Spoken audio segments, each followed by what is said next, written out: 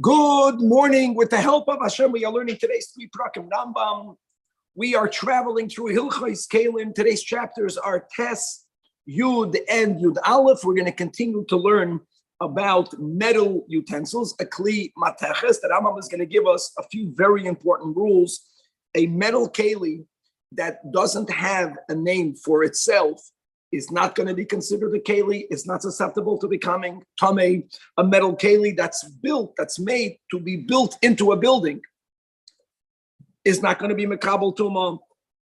We're going to have some applications of rules that we already learned above, like, for example, a keli that's made to serve man is mekabel tuma.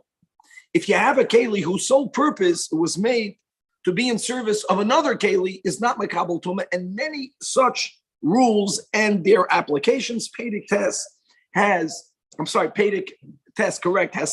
halachas, beginning with halacha aleph, says the Rambam. Kol kli matchos sheyesh lahem shem b'fnei atzman. If they have their own names or if they have independent names, something that has a name is something that's important. Or in the reverse, something that does not have its own name indicates that it's not something that has real chashivus. That is mekabel tuma. And even if something has its own name, we have some exceptions. Chutz, a deles, a door, a neged, a bolt, right, which is placed behind the door for the door to be closed. The manol, the lock. The hapoisa shetachas hatzir, some sort of holder of a door hinge. Hatzir, a hinge. A koida, a beam. Vatzinoid, a drain pipe. So why are they not mekabel tuma? The reason is because these are made either to be put into the ground or l'shamesh es ha'etz. Which one of these is serving eitz? A neged, a manoil. They're not mekabel tuma. And not only because they are connected and something that's mechuber, like the house itself generally is not going to be mekabel tuma, even prior to you putting it into the ground, since it's made lechatchila to be built into a building, which means to be affixed into the ground, even though it has a shem b'fnei atzmai, it also won't be mekabel tuma. If it has a name, but it has an accompanying name, as we'll give examples in a moment, because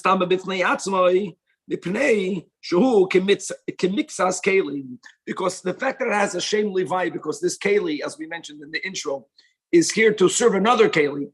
At best, it's called part of a keli. Part of a keli is not mekabel tuma. Ketzad, for example, now you're going to, I just want you to know the ketzad, the example here is something that needs a shem b'fnei atzmai, akrov shel perumbiyam. It's called the scorpion part of a muzzle. There's an iron portion of the muzzle that enters an animal's mouth. That is tamei because it has a shem b'fnei atzmai. Number one, guys, you have to do a lot of details. And number two, because it is also l'tzoyrech adam. If you remember when we learned yesterday about a bell that people would hang around the neck of an animal, that is mekabel tuma. It's a keli for an animal, which generally is not mekabel tuma, correct? But it's not only that. There's also a tzorech adam, that for the person to know where the animal is. Having an animal muzzled is called a tzorech adam. Now, the iron plates that are also placed on the cheeks of the animal, they are tohirim. Because these lechoyayim don't have a name b'fnei atzmai. They are part of a larger instrument. That's the meaning. It's called the mixas keli. Now, a mixas keli, while it is connected all together, now this would be connected to the reins. Oh, so then it's mekabel tuma. And it's in the mekabel tuma, meaning whether the source of tuma touched only the iron plates, whether the source of tuma touched only the reins. When the whole thing is put together, that's a bona fide keli. But a shem levi, the lechoyayim of a keli, prior to it being connected, is not mekabel tuma. Halacha base. Tasen shel barzel, metal plates, that people place on their own cheeks while they're doing battle. Einon mikabel tuma. Here again, even though it's tzayir chadam. However, but if these plates are not flat, but they have some sort of receptacle in them that are used to drink water, they become tamik clay kibble. So here we go, guys. That's a very important rule, that even an item that does not have a shem bifnei atzmai, clear. If it has a base kibble, that in itself renders it into a keli. Halacha gimel nezem, which is either a nose ring, either earrings. It's a multi piece ring. So the part that's connected to the nose to the ear is just like a lentil. It's solid. It's a round little solid ball of gold, of silver. And then to it is connected something that hangs, something that is shaped like a bowl. Now, the nifsek hagdera shaloi, if the bowl part becomes detached, it's still mekabel b'fnei atzmam. Why the bowl itself? It's no longer part of the ring. That's, as we just learned at the end of Halacha Beis, shadei yesh lo beis kibul. That's the chashivos, that anything that has a base kibul, just like we just mentioned, even though it doesn't have a shem b'fnei atzmam, it's mekabel tuma. Even though you can argue it's a mixas keli, it is, but it's not, because it has a base kibul. Now, the ha'adasha is also going to be mekabel tuma, because that is called the nose ring. That's called the ring. Even though the ring was nicer, the ring had another part to it, but it's still a ring. It's earring. It's a nose ring. Now the wire of the ring. What's up the wire? Aside of these two parts, how do you connect it to your nose? Think about that. So Nebuch, the people that wear this, there's a wire that they stick into the nose. Verstehst? It goes into the ear, it goes into the nose. That's why? Because it's called the wire. It's called the wire of the hook of the jewelry. Great examples of this rule. And again, if it would have a base kibble, it would be chashuv, but it's not chashuv without a base kibble. If you have a ring that's made out of a cluster of grapes, you have many little pieces of gold attached one to the other, the nifrak, and it became separated, then it's all tahar. Why? Because it's a mitzvah skeli that has no base kibble. And each little piece doesn't have a shem b'fnei atzmai. As it is now broken, this is gavaldik. So the Rambam opens up loud, guns blazing. We have to get all these rules. Now we're going to see many applications of the above. Vital. Halacha 4. Tabas. Now let's go to a ring. That they wear only around one leg. That's called a bidis. It's not mekabel tuma. It doesn't have a form of an ornament. Now, guys, you have to understand that a lot of these halachas are really toloi b'zmanu b'makom. Obviously, okay. Elo kamoi. Tabas hakelim, it has the halacha of a ring of kelim, or a tabas that people use, as we learned yesterday, when they tie their clothing, when they gird their clothing around their shoulders, and that's called something that's mishamish clothing. That's not a tachshit, is not makabel tuma. But if they wouldn't wear only one bidis, but sometimes in certain cultures. They would have, for younger girls, they would have almost like, you have they get arrested, but that's called the handcuffs. They have feet cuffs. What's on feet cuffs? That they didn't want for young girls to take large steps. Siagasa, let's project that you're taking big steps, because that can affect their psulim, or it doesn't look ladylike. And when people are young, how were they machanech then? Everything was by force. They were living in a better world. So they made it nice. They made it look like jewelry. They had these little ankle cuffs. There's a word for this. And that did not allow them to take big steps. That's called kavalim. And there was a chain pasha. That is mekabel tuma, because that was considered a tachshit. And that's what you call, when you learn in Chazal, kavalim. So really, bidis is like one part of the kavalim, and they didn't wear. Bidis, and they didn't wear a bidis attached. This is very important. What I'm saying is because if you're living in a society where anklets or whatever the words for these takshitin are, And Rambam is saying it's only because it's not a tachshit. If they make it into a tachshit and it has a shem b'fnei atzmai, okay, very good. Now halacha katla. Just remember, guys, katla we spoke here. Katla means a killer. I love it. A necklace is called a killer because that's what it is. You put it around someone's neck. The only thing that we by us, we don't wear necklaces. I know you get a barber, you go to the barber shop and they give you a haircut and they put things around your neck. It's mamish, that's called a katla. Katla shal chulya shal matachas. A necklace that's made out of many, many metal links. And they are attached on a string of wool. That's the necklace he's describing. And what happens if the nifsakachot, I'm talking about the tzemer of pishtan part of it, the material part gets torn. Hachulya is those, that little chain is still mekabelas tuma. Why? Shekol achas v'achas kli b'fnei atzmai. Kli b'fnei atzmai. Again, guys, if you're imagining your mother's necklace, you're married, your wife's necklace, you have a kinderlach. I don't know if this is applicable to today's necklaces. We're speaking about a type of necklace that it still retains its own identity. If it wasn't only the shalshelis part, the links were made out of metal. The whole thing is made out of metal. And so it's an upgraded necklace. So the chut is mateches. The chulya is would have a big yichus. They would have glass.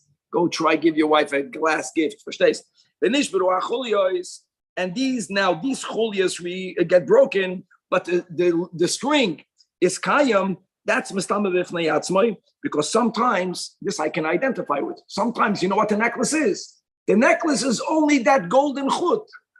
That can be a necklace, a little strand of gold or silver.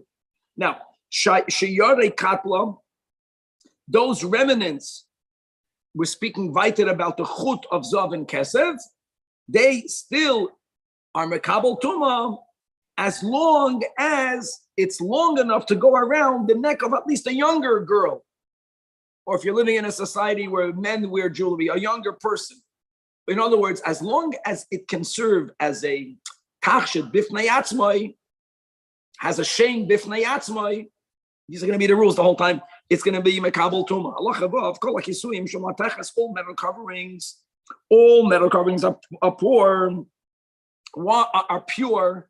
That's what we spoke on in the intro. That will be another big cloud over. Any keli that's meant to be meshamash keli, like we learned, even tachshiti behema.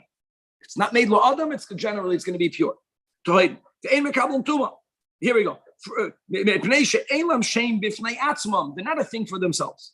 Chutz, a kisui of a mecham, coverings of hot samovars were commonly used by themselves. And umikisui tini shol roifim, the doctors would have some sort of prescription box that would come with a cover, right? The Alter Rebbe's tabak cover. It's things that was common that people used it even when it's by itself. This goes only on the latter part on the doctors. They would put over there for different types of bandages. Nasa, it has a din of a clay kibble. It was used by itself. Okay. Halacha zayin chisa shomatechas.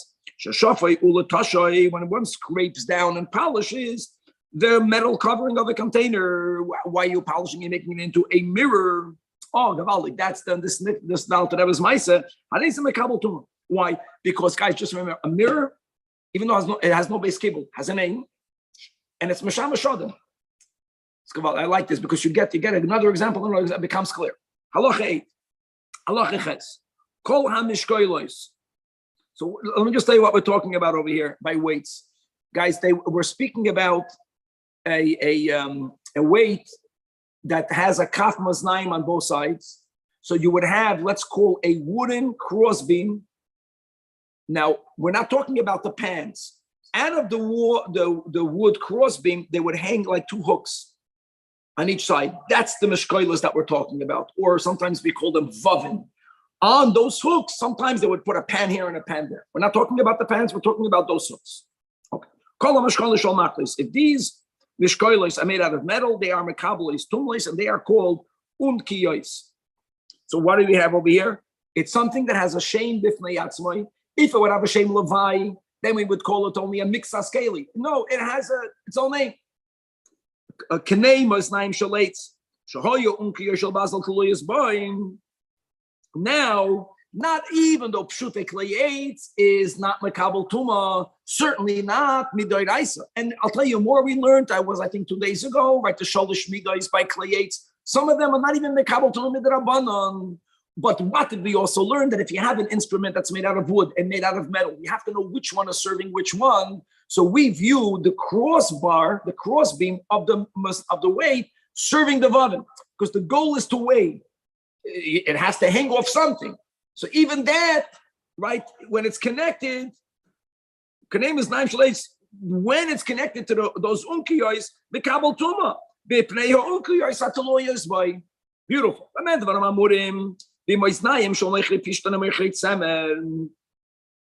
Okay. However, so in other words, there is where we consider the beam subservient to the metal hooks. It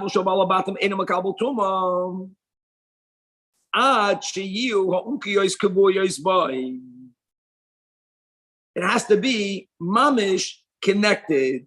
And if it's not permanently connected by balabatim, Bastama, they removed it a lot, not Bastama, that's what they did. Since the eights also was used without it being connected to those hooks or without the hooks, so you can't say that it's subservient to it, unless it became permanently connected.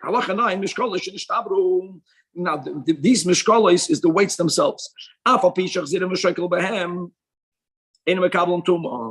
When something broke, as we'll learn a lot, many times, that will be today's third chapter, and this follows the rules that we had until now. If the keli can still serve its purpose, many times it does not lose toiras keli. For some reason, by these mishkalos, because it needed to be precise, and the fact is people would not use it, even though that you could use it, or you are using it, it's not called mishkalos anymore. But if you designated the broken piece, and you had it objectively weighed, and you know, here's a chaim, it's broken, but I'm going to use this, happens to weigh, it's a piece of metal, it happens to weigh exactly a half a liter, or a third of a liter, or a fourth of a liter. In other words, now you designated it to be the actual weight itself. Now I didn't like Havon Tuma. And halacha yud, same concept. If you have a coin, the coin became worn out, but that coin happens to have a precise weight.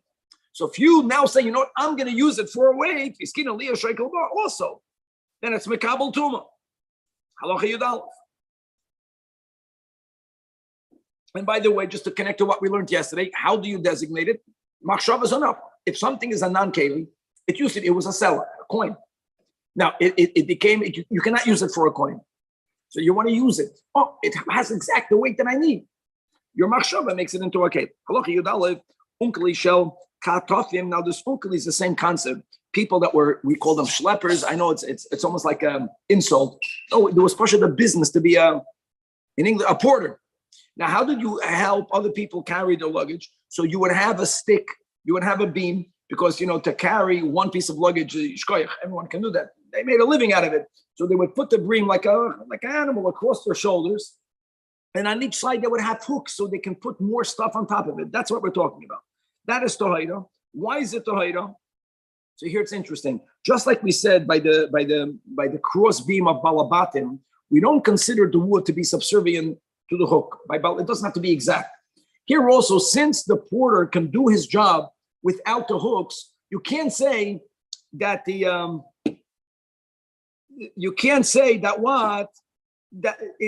view the hook to be in service of the wood. And remember, metal and wood kalim, if the metal is serving the wood, fakir, then it has a din of pshute kleyates. And I'll tell you more than that, pshute kleyates that you have in order to help you carry kalim. I don't know how to. You have to go back to those dinim. Zicher not midoraisa, maybe not even midrabana.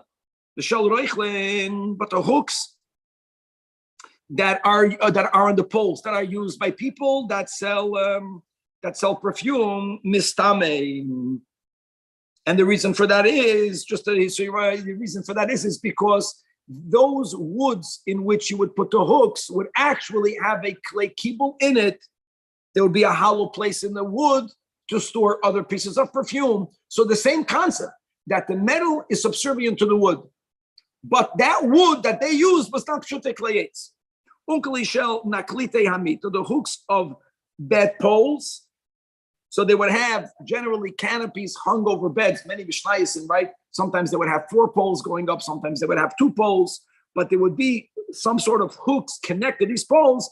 They are tohoira because those hooks are considered to be serving the pole. The pole is the ikr thing that holds up the canopy. Hook is helping you with the pole.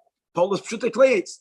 Shel dargosh, but hooks that are on these poles of a small platform, they are susceptible. Why? It's because when people would walk on to the bed, sometimes the fancy people, they would put a dargish near the bed. You know, when you go to a fancy hotel, you have up near the bed these little things. Who needs them? Some people needed them to get on the bed. And when they would get on the bed, they would hold on to the metal. They would use it. Ooh, anything that's being used directly by Adam, that's already a keli. The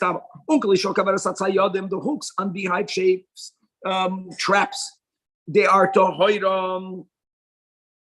Why are they tohoira? Because since the trap itself, as we learned, is tohoira, we consider these hooks to be bottled to the trap. However, the hooks that are put on a sheda, on a chest, they are mistama. They do become tameh. Why? Very good. I got it. The hooks are bottled to the wood, but this a shida, unless it's a keli she'asu l'nachas, my friends, it's not a pshuta kliyetz. It's a proper keli. So then, if the sheda is mekabel tuma, so is the hook. Unkeli shomanoira so eitz. Remember the menorah that we kept on learning about? The menorah itself does not have a base kibble. It's a candelabra, wooden candelabra, and some of them would have hooks. So again, just like the menorah is not mekabel tuma, neither are the hooks. However, v'shel shulchan mistamam. And why is that, guys? Because the shulchan is mekam. I want you to know the shulchan that we learned. Shulchan is called pshutei kliyetz. Elama, since the shulchan is serving both Adam and Kalim, midivrei soifim, fine. So the hook in the table becomes bottled to the table. Beautiful. Zaklau.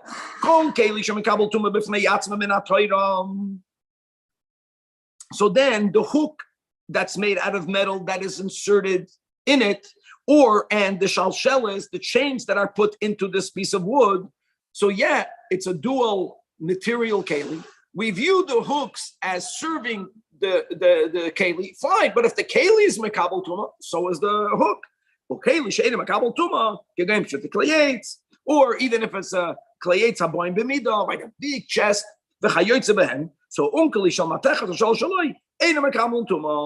Because in all of these cases, the metal is serving the wood. Like the big exception is the beginning of Allah Ches, that professional people that professionally use in a business, they use again the cross-beam type of weight. Those hooks were the ikr. Like sometimes we're going to say that the kliyetz is serving the metal, but that was the only case we had on these series. Now, even when we say, my friends, that when it's connected to the wood, and the wood is makabel tuma, the hooks are makabel tuma. That's only when it's part of. But when it's by itself, it's done. Why? She'ein ho'unkeli or a shalshelis. It's never considered a klei b'fnei atzmai. That's going back to the beginning of this chapter. And I know that unkeli has a name. B'fnei atzmai. It doesn't matter. But hooks are made. You know, what do you do with the hook? It's made to put into something. El harin k'mitzvah skeli. And even unkeli shebakaisolim,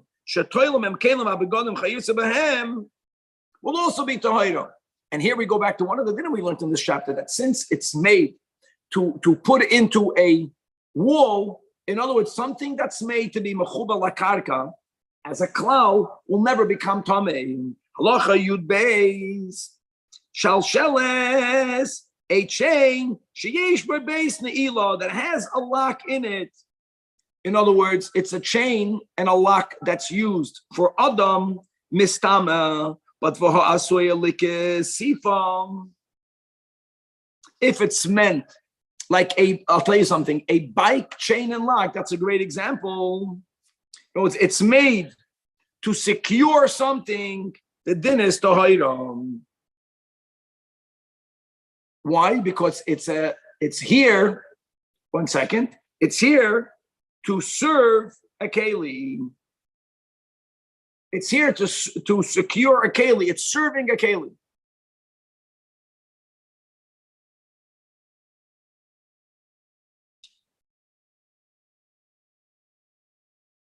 And if it's, and what's the other shalshelas? Could be if the shalshelas that we're talking about has some sort of din of a tachshit. Tachshit adam is makabel tuma. Okay, right. Halacha yud gimel. Shalshelas shall see toinois. Chains that are used. A sitan is a wholesaler. Mistama, because they use it to lock up their stores. Locking up a store is a tzayda chadam. I'm just going back to the end of Yud Beis. What, locking up my bike is not a tzayda chadam? Okay, I don't know. Shel balabatim tohoidim, because the chains that balabatim have is only linoi. Yeah, but okay, fine. So okay, go ahead. Very good. The end of Yud Beis, what type of lock is tohoid if it's only serving as a tachshit? Very good. Halacha Yud Beis is a chain and a lock as a tachshit. Tachshit adam mekabel tuma. Tachshit mekabel tuma. But if you have a chain that's used to lock up a store, that's called a tzayda chadam. And a chain that's only linoi is not mekabel tuma. Halacha, very good. Halacha Yudal. Shal sheles shel moishchi karka. So when people measure land today, we have it's kavaldik, the technology. In those days, remember we learned this in Eruvin, right? That they had these ropes, and remember all the dinin that the rope has to be 50 amas long, not longer. They would have ropes, and when you measure, you have to measure either only in the summer, only in the winter. And even those ropes were not perfectly precise. Part of the ways of making sure you're getting the right measurement is that they would have chains and they would have pegs that they would push it, tie the rope down. You understand? Because when it comes to measuring, you have a rope. If it's too tight, if it's too loose, so the shalsheles, that was part of what they needed, and the so they say and the pegs shatoikim mekarka while they're moishkin, while they're measuring. That's mekabel tumam. V'shel mekoishishay eitzim. But those chains that are used by gatherers of wood are tohoida. It's called something that's mesham v'sheso eitz. And anything that's a keli, that's meshamesh, not adam, is not mekabel tuma. Locha tezvav shal shelish dili gadol. When you have a dili, all right, you have a bucket. Now let me tell you the fact of halachim. When you have small buckets, then it was common for people to have longer chains, and they would hold on to the chain even far away from the bucket when the bucket was small, however you define small. The larger the bucket, people sometimes would connect it to a chain and not grab onto the handle of the bucket, grab onto the chain, but the bigger the bucket, they would not want to grab onto the chain too far away, because it could break the materials that they had then. So in other words, how much of the chain close to the bucket is taka considered part of the bucket? And how much is not, it's too far away. So if you have a dli gadol, the halacha is arba tfachim nimenu samach lidli mistama imadli, because only that part of the chain is called tzayda chadali, and the rest is tahar. Why is it tahar? He writes like this. Not you can't say it's not like tzayda chadam, guys. The chain itself, they didn't call it a chain. They called it the bucket's chain. It's called the Shem Levi. It didn't have a name for itself. And what about close to the bucket? Yeah, close to the bucket, it's part of the bucket. However, the mitzias was that people would make use of it even further away from the bucket. How far away? Not 4 tvachim, but up to 10 tvachim. And the final halacha tezayin, hakadur shel materchas, a metal ball. Don't play soccer with a metal ball. Certainly don't knock it into the goal with your head. But they had metal balls. What do I know? Fasadin and an anvil, v'hakantar shel banoin, iron shaft of a builder, v'hadeker shel charash, a carpenter's leveling tool, v'chamor shel napach, a smith's donkey. It's interesting. The smith's donkey was a long metal beam that he would dual purpose. He would sit on it. That's why they called it his chamor. But sometimes it was a very small beam that he would lift it up and he would use it. Can you imagine a metal bench as an anvil to knock on other metals? Which is both. He sits in it and he's metaltal it. Plumb weights used by builders to see if something is straight. This is old metal utensils. which is something, not that common. We always speak about the wooden beam. So if you have a metal beam that you use to press down on the olives, the case shel mateches, and a metal dispenser for a mill, a blade which scribes use to cut the tips of their quills. Kevan, hello, where are you? So if you have a metal pen, Akan means a base.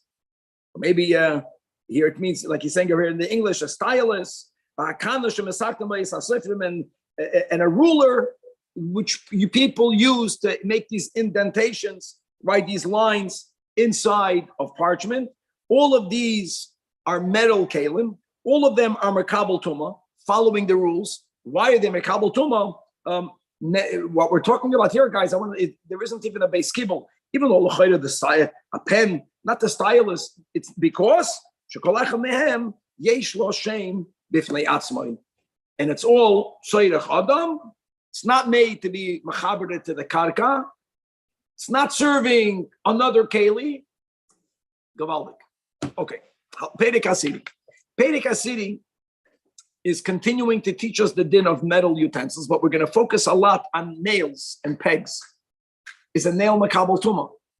Why would a nail not be makabel tuma? A nail has a shem b'fnei atzmai. Because what we learned in the previous chapter, amongst the many klolim, is that generally something that's made to be used in a building, since when it's mechuber lakarka, it's not makabel tuma, even before you're mechaber to the karka. So we're going to learn. Depends what types of nails, what types of pegs. We're going to have many guys. We're going to have many more examples. The Rambam is going to speak about actual kalim, which in which we're going to paskin whether it's makabel tumor or not, based on the rules of what we just learned in Perek Tes. But the Rambam is going to add a couple of new rules. Just for example, any keli that's made to be machazak a keli, right? Which is really, like we said, a keli that's serving another keli, not adam, is going to be tahar. Even though we're speaking about metal, we're going to have another rule that certain things that are connected, but halacha will call it a chibur chalash, ashbacha, a weak connection.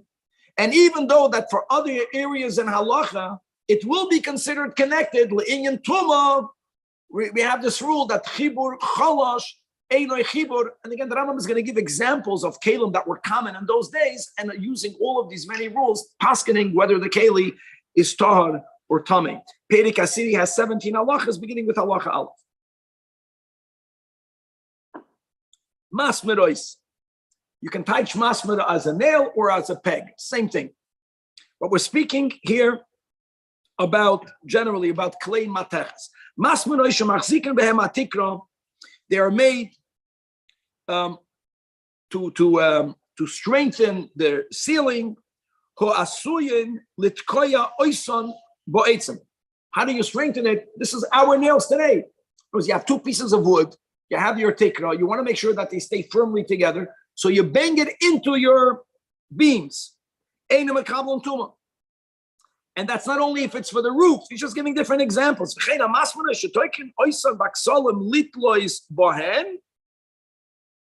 They are also never susceptible to becoming tamei, but not only to be used, to be built into the building, then mekabel tuma. So keitzad masmer shiskinu liyos pesach manayel baim. It's interesting, even though you're putting it onto the door, but that's different. You see, it's a huge difference. When I have a normal nail, what you call a building nail, you don't even see it. It's completely banged into. You're not chopping it. It's inside.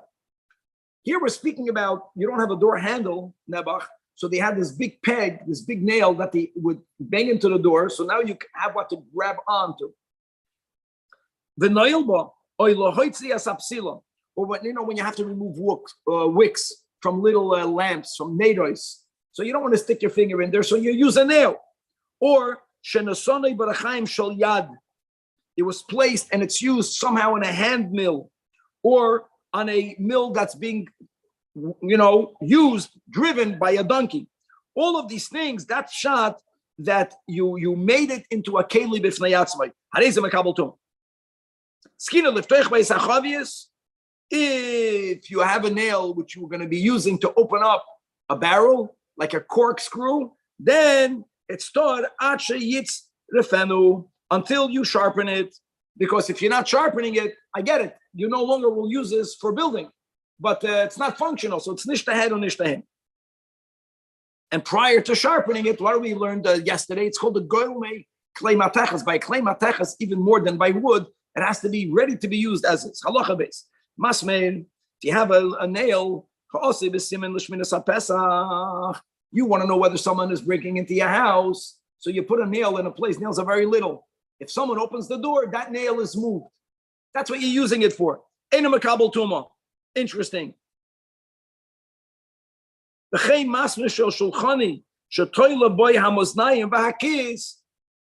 It's tahir. Why is that tahir?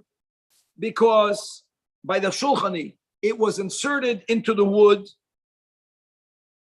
So, and the ikar part over there is the wood. So and the wood is a pshutei klayetz. It also doesn't have a shem b'fnei atzmai. Now, masmer ha'asu b'simil l'shmiras ha'pesach. I'm curious, why is it not? I don't know why. Whether such a nail did not have a shem b'fnei atzmai, could be like how do you name that? Security nail.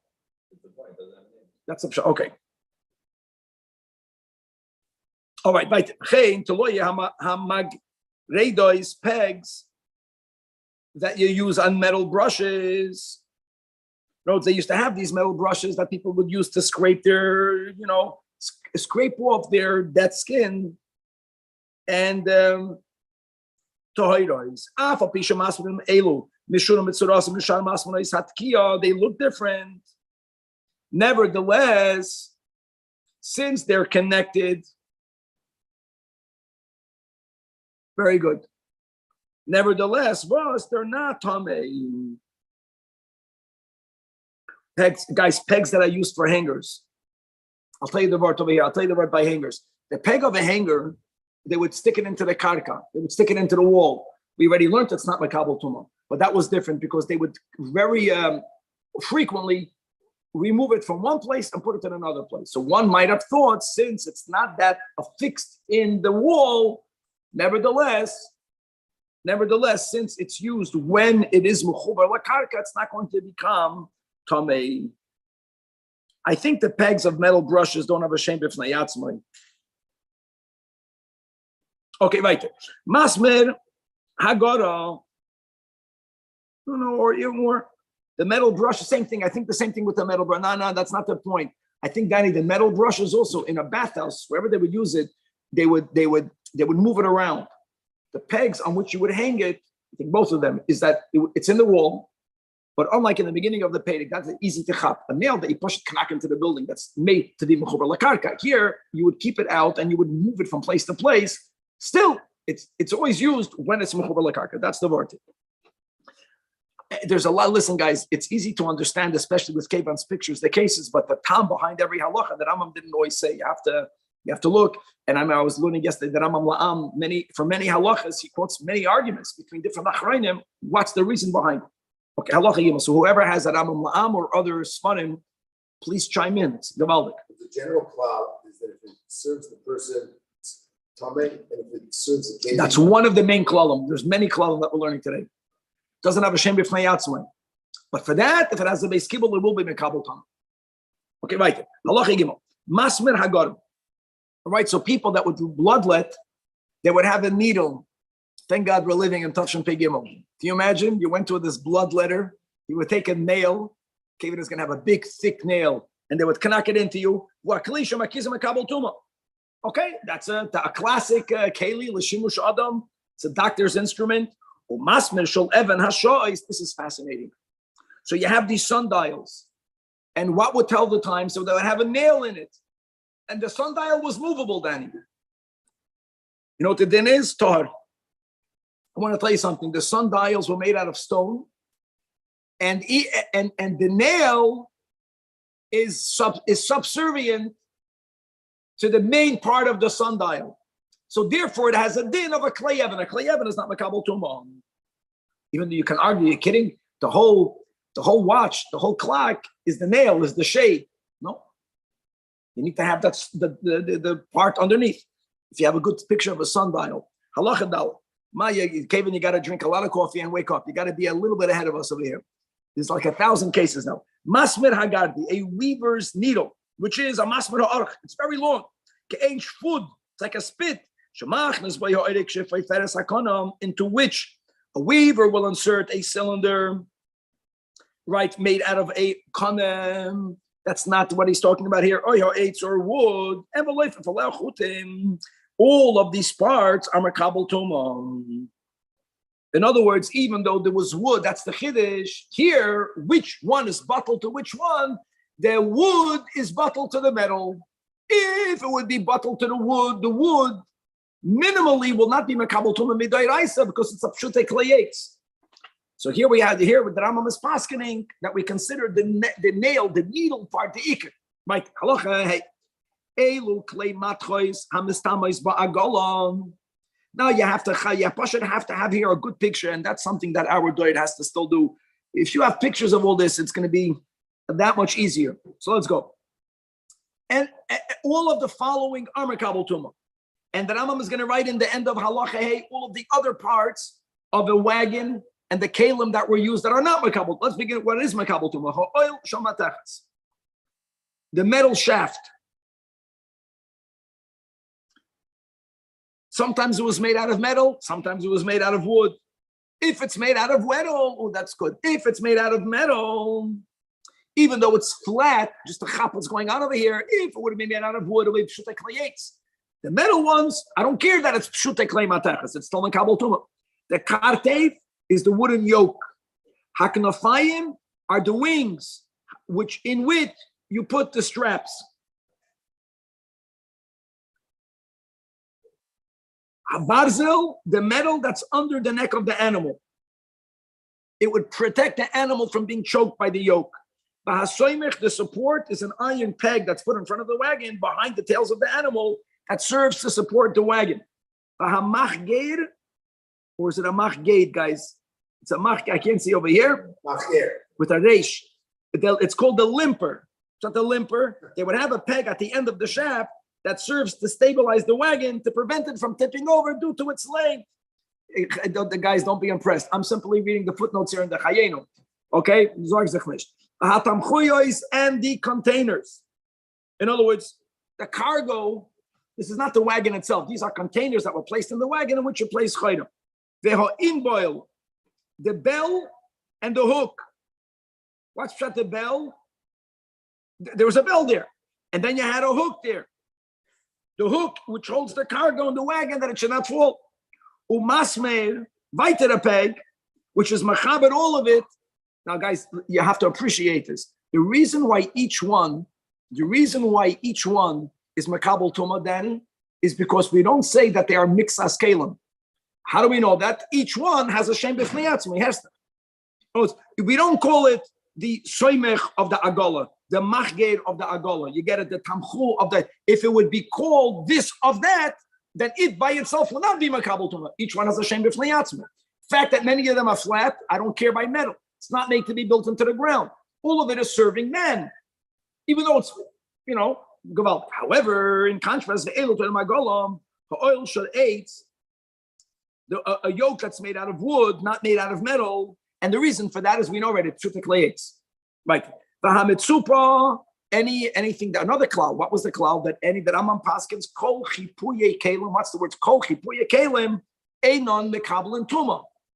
The fact that you coated the under that which is underneath, you're covering it. The covering is still nothing. So it's gavaldik how koreach mikan v'koreach mikan. Ukanafayim, if there are wings that are not made for a function, they're made only l'noi. Now, what is it making beautiful? Not you, wagon driver. It's making the keli beautiful. Tachshit kelim, not mekabel tuma. V'hashit poifarois hamashmias esakoil, reeds that make a sound. Why are they not mekabel tuma? I don't know, but it's not mekabel tuma. Guys, instruments are makabel tuma. Making a bell with the bell that makes a sound. Okay, write it. Does he write anything over there? Okay, he also didn't know. I'm just telling you, that's what it is, right? And there's nothing to be ashamed about. If I can't do it, we don't know, Chavra. When they're not knowing, Mashiach has to come and teach us better.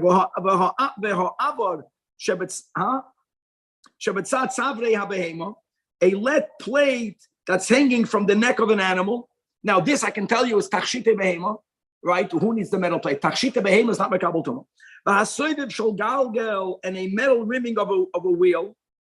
Here again, guys, it has a din of a chipui kalim. It's very simple. That's a simple klal. Vahatasin and the ornamental plates and all of the tzipuyin. And then weiter, all the other pegs are to Why? Because a peg made for a keli that's not makabel tuma won't be makabel tuma. Very good. Halacha vav. Akrab beis haba, the scorpion of an olive press. Buses dust. There's an iron, the iron head of the beam that's used to crush the olives. It's called the scorpion because of the iron point at its head. That's mekabel tuma. No, what's the chiddush? We don't say that the metal is serving the wood. Adarabah. You want the metal. Why do you have metal? You want to crush the grapes. The wood is serving the metal. Oren shall geroisois. A chest for ground lentils. Now, why is such a chest not makabel tuma? That's afa pishu hutar. And again, he's writing in the bottom here in the footnote 12. There's a big argument. Why would such a chest b'chlal be tar? Maybe it's a soy lenachas. It doesn't have a din of a keli. It's probably a soy lenachas. What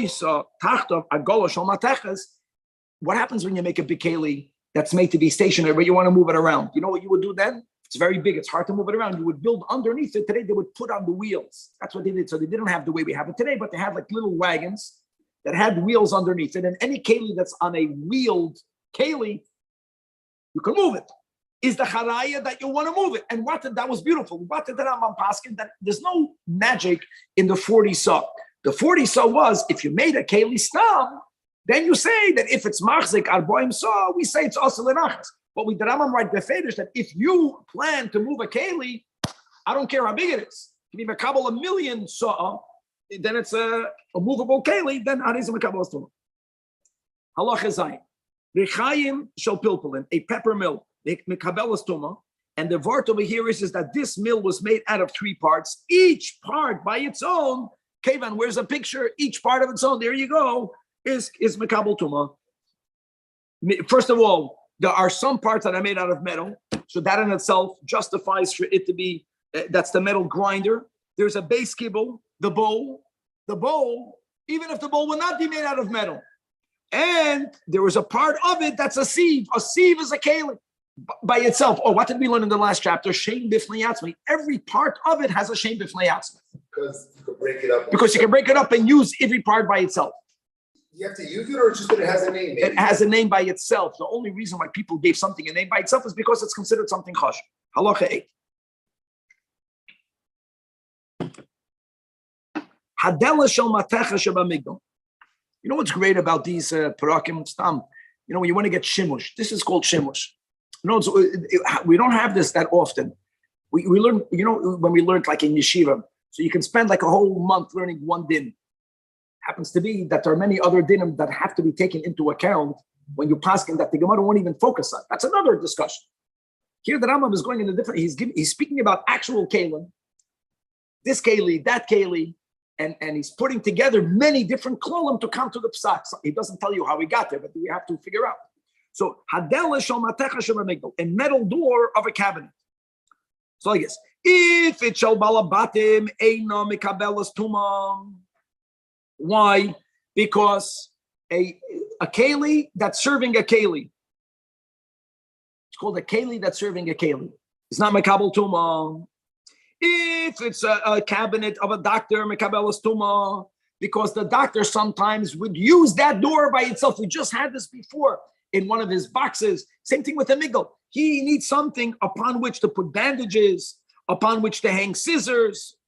In other words, and therefore, it's not only a part of another keli, it's considered a keli by itself. Now, I want to say something else, Danny. When the delis of a migdal, of balabatim, is connected to the migdal, there's nothing to talk about.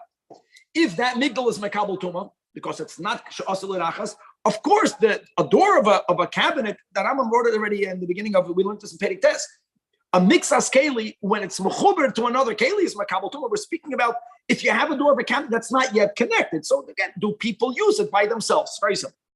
Halacha 9. Tasin shel matechas, metal plates. Sheminaran be'emes hakadeda, that hot plates are placed on. It's makabel tuma. Makes sense, right? In other words, it's considered an independent keli. V'hakavuyim bakira, but if they are affixed to akira, then they are tohoiden. Why? Because what did we learn? Guys, the kira was speaking about kavuyim. We're speaking about something that's made ultimately to be connected to the ground. We're also speaking about it doesn't have because it's the ones that are affixed will also not be mekabel tuma because it is mechuber lekarka. Halacha yud hamel kochayim tons shemamayich behemes apsila, that you squeeze the wicks are mekabel and tuma. V'hatzinoida should type some metal bars that hold up the mill from the front ain't a mekabel tuma, because anything that's a big rule, anything that's only made to be machazek, let's go with the general rule. It's a keli made to serve a keli. I'm getting nachas al kevin. So I don't know how you're finding these pictures. Okay, good. Halacha yudal. Kelustera, a bolt that is used to lock double doors. If it's made out of metal, it's mistama. Choisa shel eitz. If it's made out of wood and it was covered with metal, you know, people wanted the stronger the better. Then it will be torn. Why? Because of the rule that kalim that are mitzupin, right? Kol chipri kalim, the whole thing is not makabel tuma. And I think it was a very common thing. People wanted the metal. If you can't afford the metal, want it strong, they would get wood coated with metal. Oh, that's it. It's not makabel tuma, which, by the way, it's a good thing. I know the more you think about Mashiach will come, the more kalim we can have in our surroundings that are not the makabel tuma. When the kohen gadol, when the kohen designated to shachta paraduma, right, the 7-day quarantine. So we learned that they put him in a room where there was just clay etzem to keep him away from tuma. Halacha yud gimel. Pika shel matechas, a ball of a weaving needle that's made out of metal is tohoidon. Now, what are we talking about? That they wanted, when you would weave, even though you're using the ikar, a needle and a thread, sometimes the thread is going through this ball, and that would somehow allow for the right exact amount of thread to go into your beged. It shouldn't be thicker here and thinner here. It would weigh it down. And since it's something that's being meshamish eitz, because that's the way the kalim were made, there was wood there was metal there, the metal was serving the wood, you're tahar. No, can't even find a picture for that, with metal and wood. Good luck. Halacha yudalid, hakoish, a weaving needle, papima, and a spindle, a makal, and a walking stick. This symphonia, what's the symphonia? It's a musical instrument. It's a type of a flute. A metal flute. Are all mekablim tuma. Hoya shel eitz.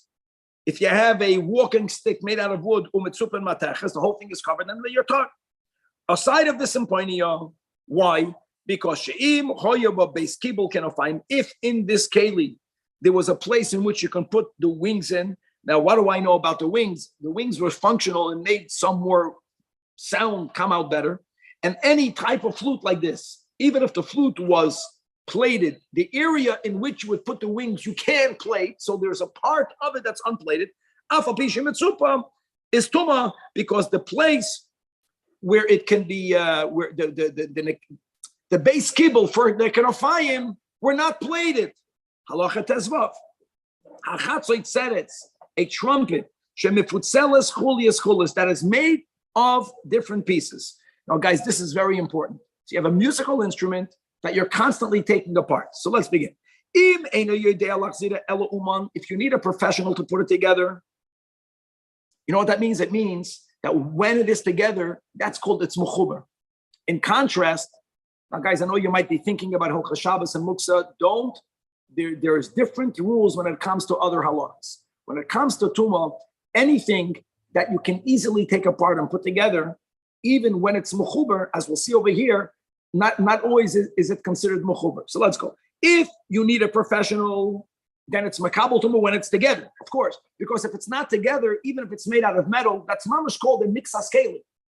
But at least when it's together, you're not going to easily take it apart because who's going to put it together? You're not going to pay a professional every time. But any person can take it apart, can put it together. This is a great rule. This is called, my friends, the klal chibur chalash. Remember, eino chibur latuma. Wow, which it's always considered a mixas keli. Halachat hazayin.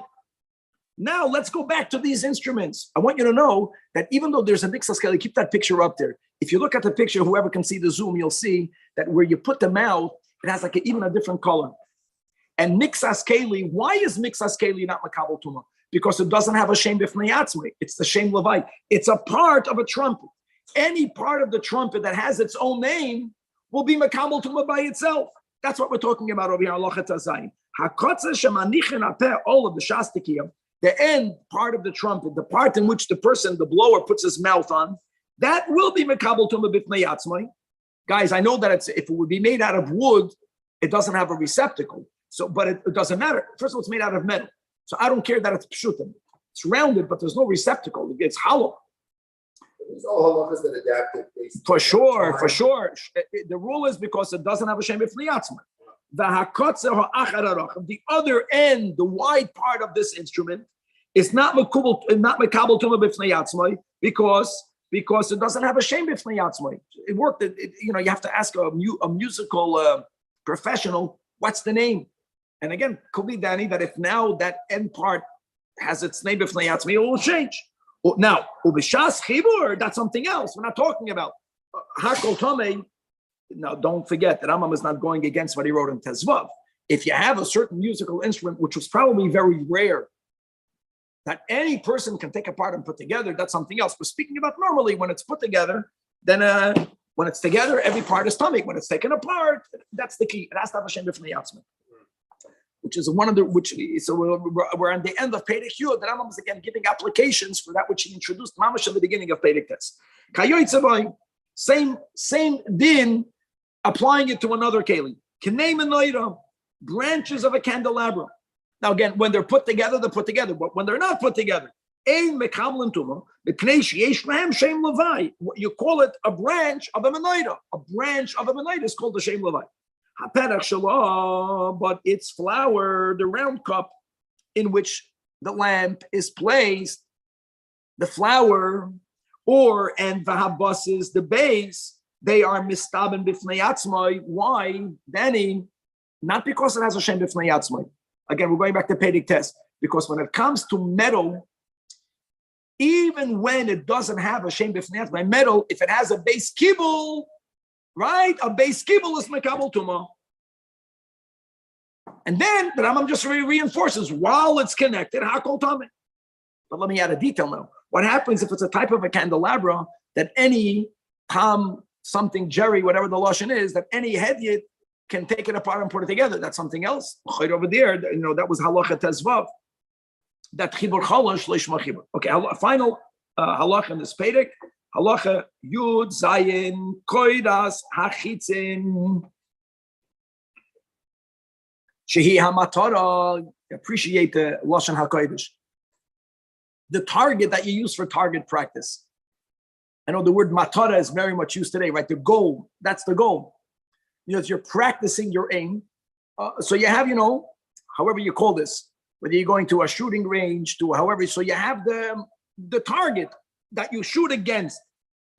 Now, if it has metal strips in it, which is important, it's makabel tumah. Why am I saying important, the metal? Danny, because a target, if it's made out of wood, what is that called? That's called a pshutek layetz. But if it's metal, even only metal strips, the ikid is the metal there. So it's makabel tumah. Now, any type of metal that is used to tie down the legs of incarcerated people is tohayram. It's b'chlal, not a keli. Not a keli. Wow, can't even find the picture. So here we go. But if you have a metal collar, that's mekabel tumah. And that is considered the keli. Now, why is this considered the keli? Why that's not considered the keli? No, Hashem, you already named it. Mageda she'osa shinel l'choyer hadelos. If you have a saw, now the Rambam is going to give here at the end, when you connect something now into something that's mechuber lakarka, at sometimes there comes a point, like we learned about a nail, it's mechuber lakarka. Now I know a nail is made for building is never mekabel tumah. A saw is a keli that people use for building, a carpenter's tool. But if he were to insert the saw in a building, then one of the questions we would have to ask is, will that person remove it or not? And one of the reasons why a person would remove it or not is if the way it was inserted inside a building, is there any type of danger that it creates? Are the teeth protruding from any part?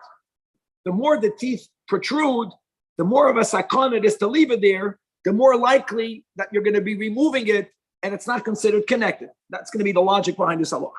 If you have a saw and the teeth are inserted inside the choyer hadeles, you put it there for a reason, which means, and if you're using it as it is inserted in the wall, what would you argue? You're going to leave it there. And but it's part of, you're using it, but it's connected to the building. I don't know. It became you permanently left it there, but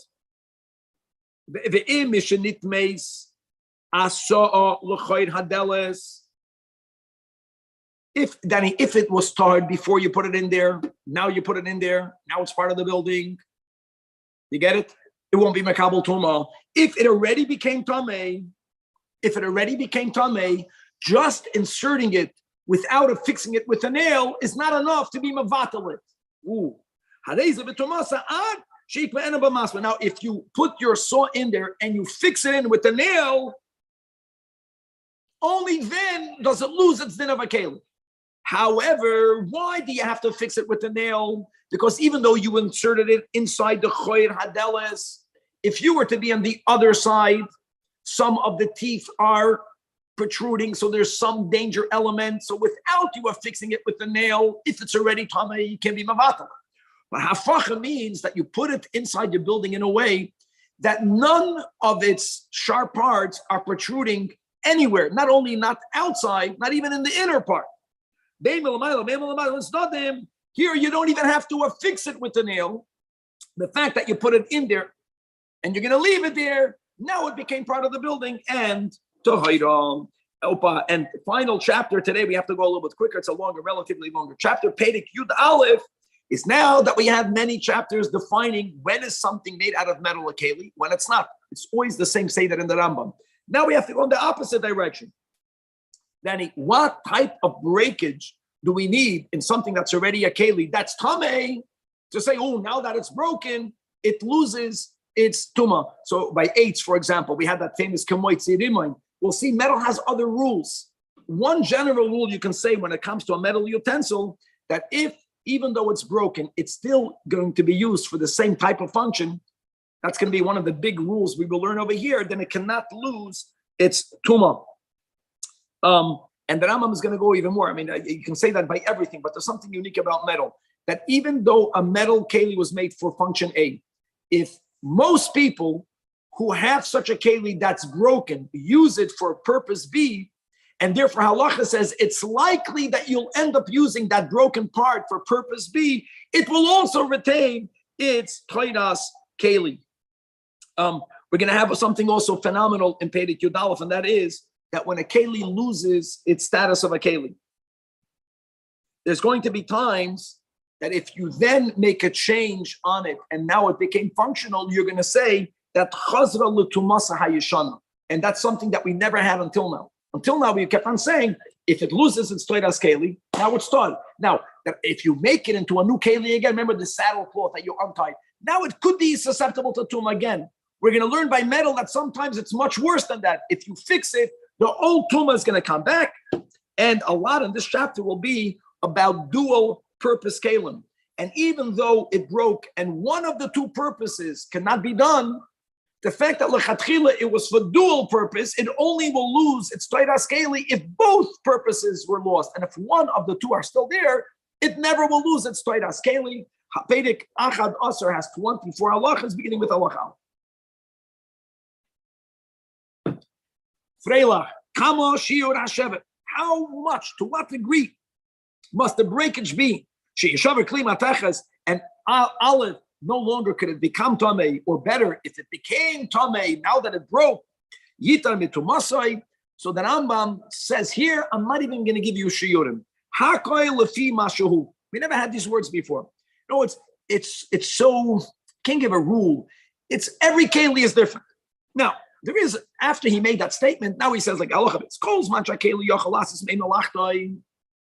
to use the salat, even though it broke. Whatever you're going to use, the part will be called me'ein malachtoin, similar to what it was originally made for. Adainu keli v'chashav keli shalom, for example. You have a metal bucket that broke, but you can still watch that broke. So, like, guys, take a look over here. If this is your keli, not that it got cracked, a top part broke. Whatever remained is still usable to be makabel mayim. That's a good example. It's taka broken, but it's still functional. So then the halach is it's a keli kishoyim, a kumkum, a urn, kedei lochem b'yechamen, and a mashal, or hamecham. The din will be kedei lakabel saloyim. Oh, that's a big thing. Again, we spoke this out in the intro. Now, guys, people use mechams. You use pots to warm up water. It was common that people who had a mecham that was broken, they wouldn't throw things away then. The common thing is that when you have money in your house, you don't want to leave the money laying out. You would use a shtickle broken pot to store your coins. That is the normal usage. It's likely you're going to use it for that. Halafas. So this is a larger keli. And what would people normally do with a larger keli that broke? They would use it as some sort of movable cabinet. That's the normal, likely usage. So no, you can't say, no, when it was a large pot, it was made to cook up food. Now, if anything, you're going to store kalim. We're not saying that it's a keli that's mashamash kalim. All we're saying is that how did it lose its toiras keli? When people normally they use it for something. Hakito in a metal pitch, kabel prutas. The same concept. If you can't use it to be makabel mayim, as long as it's still usable to put smaller coins, and most people used it for that, midois hayayim, when it comes to measures, that's already different. No one would use a keli that was made to measure for anything other than to measure. So if it broke, you can't say across the board it's batal mitoras keli, because even if it was taller and I was able to measure 5 liters of wine, now that it broke, it's smaller. But if it was 2 liters, you can still measure. Then it's still considered a keli. Right, in these cases where the keli has changed, but it's still called a keli. So do we say if it was tamei, does it still lose its status? No, it remains tamei. Both. Everything is in halach. Now,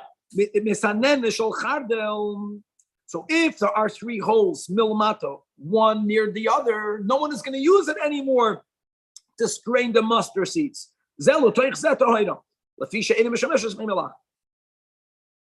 And there wasn't a likely other usage that halacha can say people will use it. Now, if you redesignate it for something else, that's a whole different topic. We already learned that yesterday.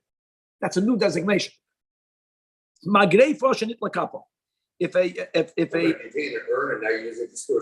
so that's the whole thing. That's the board. That any keli that was the holach yelech of those days. Today in America, when the keli breaks, you throw it out. It was normal that when this breaks, they used it for that. So that, since it's likely, that's the whole vart over here. Okay, halkop. Now, let's to store, Danny, store food, store kalim. Right. So the hollow of the shovel is removed. That now that the hollow is removed, you can use it as a hammer. Here to Hoida. Can you imagine? And okay, very good, Danny. How is that different from above? If I have a pot, storing means you put something in its base kibble. Now, Danny, this is cooking food and this is storing coins. You're using its base kibble. Once a keli that was used because of its clay kibble, shovel, now you can use it as a hammer, not building. It's a whole different type of use. That's called not be'im malachta. It was not made as a hammer. Yes. Makes sense. You have a comb. Now, how many teeth in the comb have to be gone for you to say I can't use it anymore? So if you have 3 teeth together, when you would comb wool, 3 teeth is good enough. But that's aside of the outer, guys, the one to the right, unlike the picture that Kevin pulled up. That's not the right picture. The one to the right and the one to the left, the teeth were very big. So, and those teeth, we don't have a picture. You have to find a comb that the outermost teeth are big. So with the 3 is not counting the chitzoyne. And so the garden shelf in Cameron, that picture is not the right picture. You can show it again and again. Yeah, plenty of teeth, but we need one that the outermost ones are bigger size. The fish ain't yochel lisrek with pishtan because you don't use the big thick one for pishtan. Shachetzoyne enema elas lisrek. You need to have 3 teeth together. Now, now forget about the comb itself. I want to know the halach of the teeth. What happens to the teeth? If you took out 2 teeth of a comb and to take a metal, that picture was good, that it wasn't the way we have combs today. I don't know what's made out of plastic. It's metal. And you use the 2 teeth as a tweezer, as a malketes. Tomatoes. Achas, if you take out one tooth and now you're going to use it for a lamp, in other words, you want to be able to remove wicks, or you want to use it to wind a thread that you're using in a weaving process. So now you made it into a new designation. Let me tell you how it works. When you remove the tooth, it's nothing. Now, machshava moyeles, to make it into a keli, you made a new designation. A new designation, now it's mekabel tuma.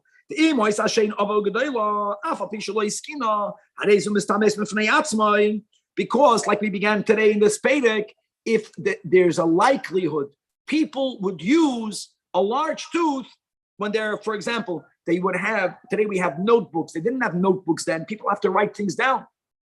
So, and the paper was expensive. So they would have these pinkasin, they would have these tablets that would have a rim. You would put wax. That was the normal way people worked. And they would engrave in the wax. They would write into the wax. What would they use? They would use a big nail.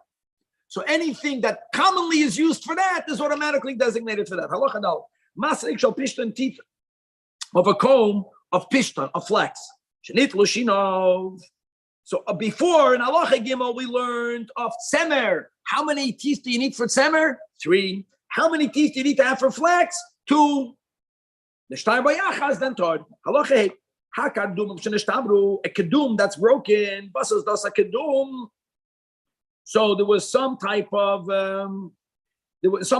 iron wheel that had chains that were attached to it, and at the end of every chain you had a hook, and at the end of every hook, my friends, you would put a bucket, and then when you would go to pick up water out of the well, you would put the buckets on the hooks, on the chain, on the wheel, and you would draw up a lot of water together. So the Rambam says that if it's broken, in other words, you can't bring up, guys, 10 buckets. But you know what? If you have even only one hook, you're going to still use it for the one bucket.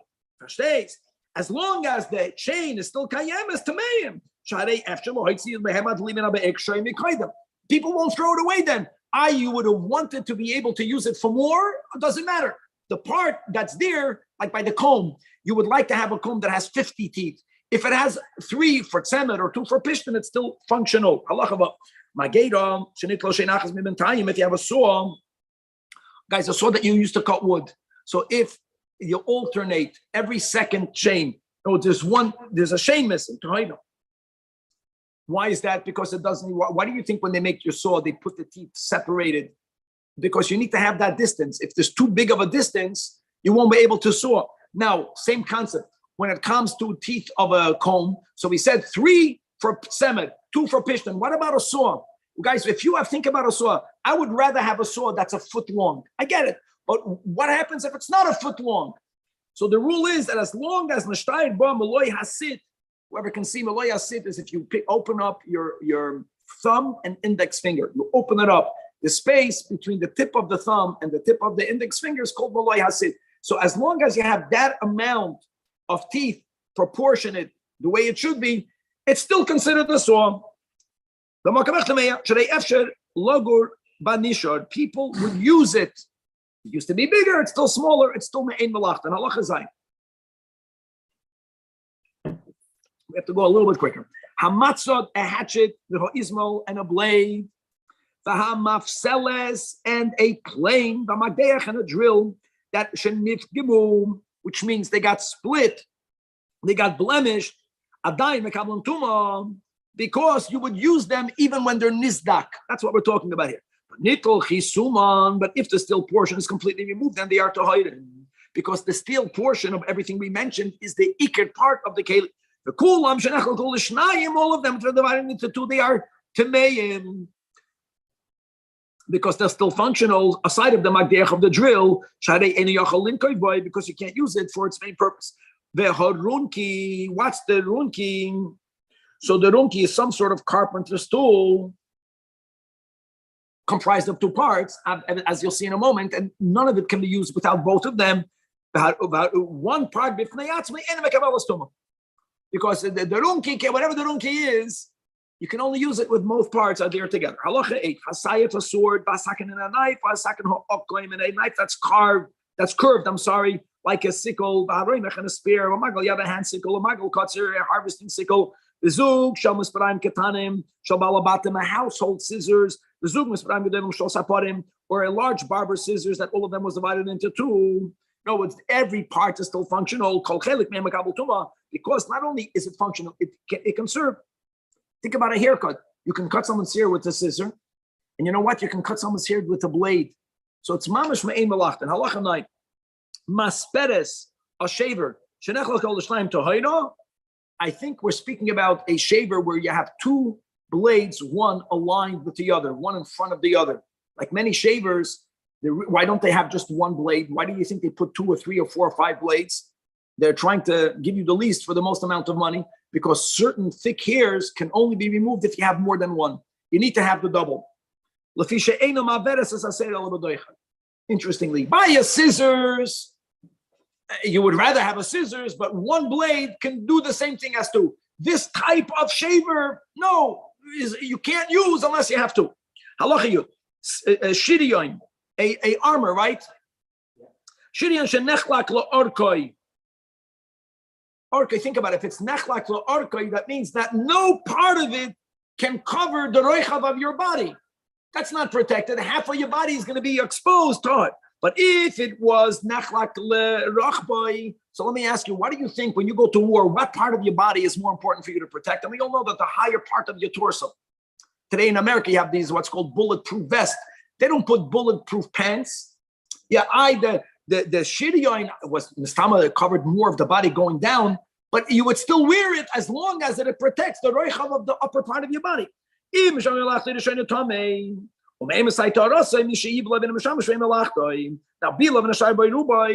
if it got worn out, the rubai, the part of it that's usable, Mendel, is the top part, tame. Like we mentioned, the ikar protection is the higher part, your heart, your lungs. Even though it's rubai, but the rubai is koyach, it's from your, it goes all the way down to your ankles. No, if you took it apart and you took out, they're made out of chulias, because of the cloud that tachshet adam, the kol is makabel tuma. Halach yudalit, shifei fetish havim bellows that are used by goldsmiths, or made out of or bellows, that which blows air, used by glass makers, blacksmiths, glaziers, which means it's not functional to. If it's l'rachba, so you're going to blow out less air, but you can still use it to blow air out. Tongues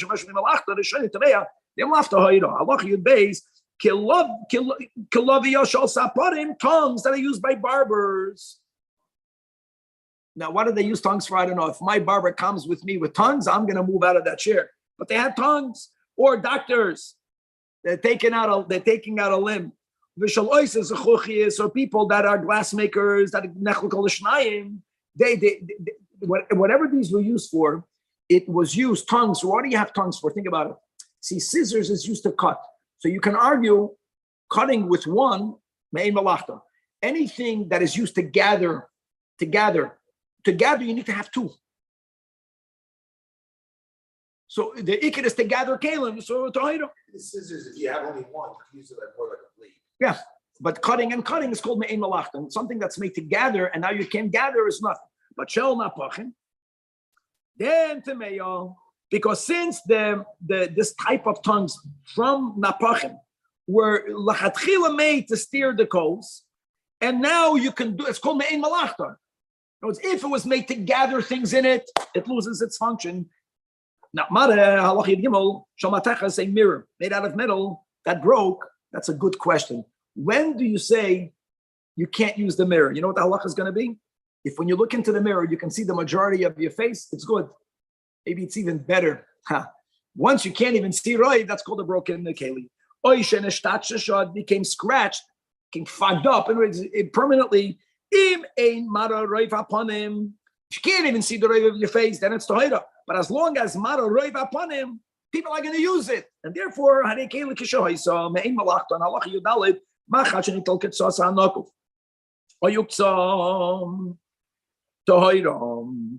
you have a needle that's used for weaving, and now you lost the eye or the point, so its function was to sew. You can't use it without both sides. But the im is kina will fight allowed. But if you now designated this shtickle metal to use it, we had this before today, to wind thread around it. For that, not you need to have the sharp point, not you need to have the eye of the needle. Or if you designate it for that, now it will become tameya. But machshav was enough because it became oiskeli. But if a sack maker's needle, what's a sack maker's needle? It's a very long needle, one that's used to sew garments made out of this wood, this rough fibers. Here, you don't even have to designate it. Because the halach yelech, like we learned in the beginning of this chapter, it was common. These are chashiv utensils. People did not throw things out that quick.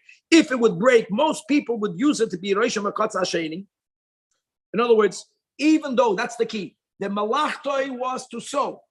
It's not me'ein malachtoi, but it's, let's say, it's likely that you will use it for this now new purpose because that's how people did it. It's automatically going to remain tamein. It remains tameya. Halacha tezvav hamachat shleif l'nas hashani oy hazav v'chayotze behem. Needles, which is used for very delicate material. So you have golden threads, or you have other types of scarlet threads that are used by embroiderers. Whether the eye of the needle was removed or broken, if the point was removed, tameya, because these embroiderers would not use these needles for sewing. Whatever it is that they used it for, they can still use it for.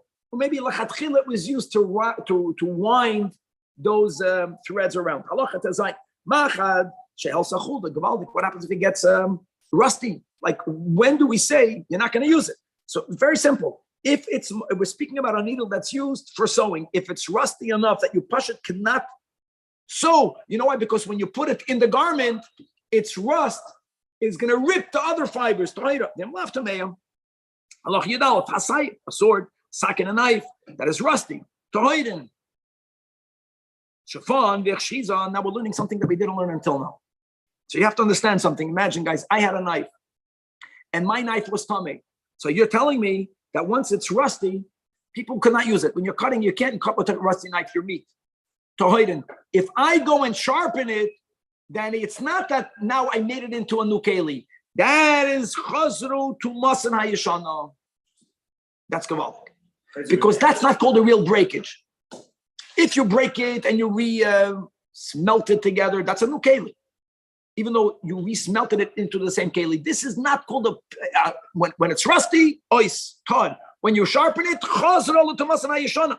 V'chein sinoida shepeshata. If you have a hook, and the hook now is straightened, so when it's straightened, the hook means it's hooked. And if you're going to go and bend it, that's curved like a knee. Now here, whoever's using the chayenu, you have in the bottom of the page, you have upsazah. You have I would call this some sort of upside down Z. That if it's broken in the middle of the curve, which means it cannot function at all, it's tahar. Gam is the letter gamma, right? It's like a line of upside down. Because you have to know what type, how they use the keys. Because if it's broken in the middle,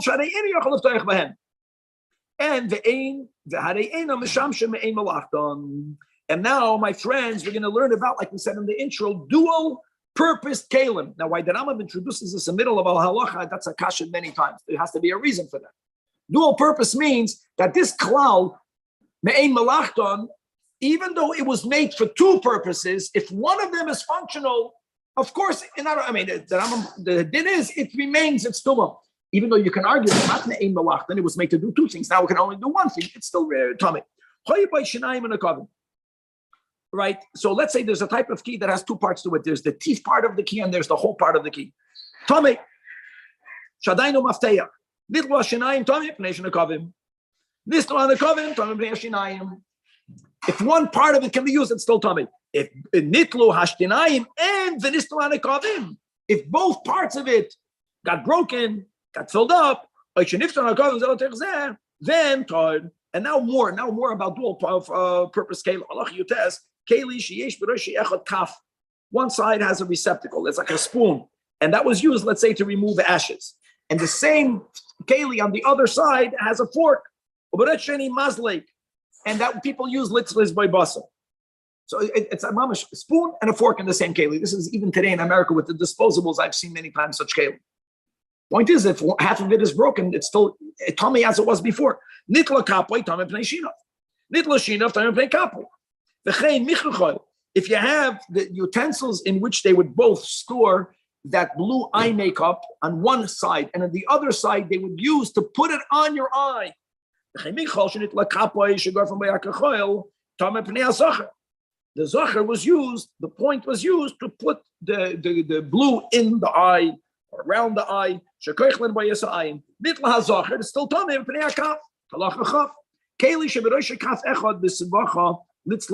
There's a keli that has an iron net on one end, and it's iron. In other words, they would roast food. Net is what you need. It keeps the food perfectly away and close to the fire. And on the other side, again, it's like a fork. Same thing. There's no doubt that there's a reason why the Rambam has to give many examples. For sure, each one has a chiddush. A metal pen. One side is used for writing, and the other side is used to an eraser. Eraser was they would cut off, they would karatz off, they would scrape off the dioi from the paper.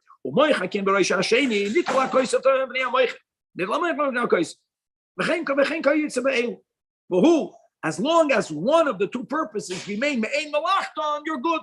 For example, why is that I'm trying to add? Think about it, guys. When you write with a pen today, with a pencil, we all know that there is a minimum length. There is a minimum. You would like to have a longer pen. What's the minimum length? That when you put one tip by your fingers, you want for the other end to rest on your knuckles. Now, I know that many people even put it more on their palm, in the area between your index and your thumb. At least the knuckles. If it's shorter than that, you can't say me'ein malachton. That's what he's getting back. So it remains a keli because nishara koisa. But im nishar me'arka kedeshe yigal lakishli yetz ba'oisa, then and only then it's tamei sharay efshe sheyerches by v'yichle. That's the minimum's length. Nitla koisa v'nishara moichek. And I don't know exactly. Today we have erasers. The moichek demanded a longer keli. It has to be as wide as one's hands. If it was not that wide, I think, Danny, they would push it, grab it in their hands. In other words, just putting it in your fingers are very delicate to be sophisticated, but it's weaker. The pas yoda is stronger. When they erased it, they probably put it in the palm and they scraped. It has to fit in there. But if the side that's functional is not long enough, then it starts. The narrow edge of a hatchet Because the other side is used to chop. You have to have that imagination too, right? It's very common. Pointy and longer. The whole thing was removed from the socket. The whole thing is removed hard. Can't use it if it's not connected to the wood. Now, a lance doesn't mean the weapon, guys. The Rambam will say in a moment what he's speaking about. He's speaking some sort of keli, not a weapon. But here also, the Rambam is going to explain in a moment what we're talking about. If the socket that connects the metal part of the keli into the wood, if that got broken, then tohor. Now, the Rambam is going to go back to the charkur. Halacha tez chav gimel. Hamardeya, a plow, which is also called a melamed. What of artists plowing? Okay, who eats oroich of? We're going to get to the charkur. No, that's the charkur, not a weapon. It's a plowing instrument. So there's an eats oroich of. One side of it at the end is pointy, and that part of the metal is called the darvan, and at the other end, that looks more like a roimach, like a spear. The barzel, this barzel that's called the roimach, is the charchor that we were talking about in halacha chav. Halacha of Daled, the final halacha, menikas shel mateches, a metal pipe, which is like a tube that becomes tamei. So listen to this, guys. If you are putting this tube or this pipe thing over a stick, and I want to add the words linoi, or if it's put onto a door, and you connect it with nails, now it's mishamish wood. Now it's mishamish wood, even though it already became tamei, it becomes tahor. Now, if it never became tamei, now you have to add a couple of words that make all of the difference. Ukeva'a, see, yachbenena means with nails. Danny, ukeva means no nails. That's key, no nails. So if it's not tamei, you have a tube. It's not tamei. Atkan, it's a keli. But now you have fixed it without nails on a stick or on a door. Why? Shekol klei matchos shekava'am b'koiro ibakasul are still mekabel tuma kishahoyu. Achi yeshana es maseyem, through doing a maisa begufam. What did we learn yesterday at the end, Danny? That something that's a keli, you want to change its function. Just machshav is not enough. And fixing it without putting a nail in it is not called a maisa. That's the pshat. Lefikach daf shol nan chayim shomatachas. If you have a metal sheet that bakers use, that you should kavoi bakoisel, again, guys, without a nail, just because you have fixed it on it, it's still tamei. You didn't do a maisa begufay.